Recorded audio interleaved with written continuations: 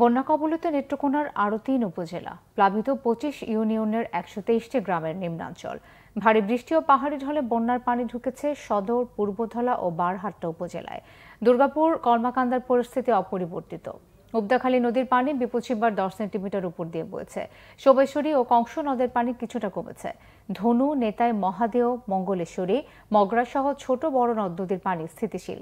আকস্মিক বন্যায় ৫ উপজেলার ১৮,১০৪ হেক্টর জমির ফসল তলিয়ে গেছে। এদিকে শেরপুরে মহারশী ও সোমেশ্বরীর পানি কমে যাওয়ায় বন্যা পরিস্থিতির উন্নতি হয়েছে।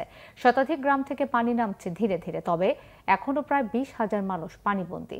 পানির ঢলে ভেঙে গেছে বিভিন্ন সড়ক। ময়মনসিংহের ধোবাউড়ায় অনেক এলাকায় পানি কমেছে, এখনও পানিবন্দী কয়েক হাজার মানুষ।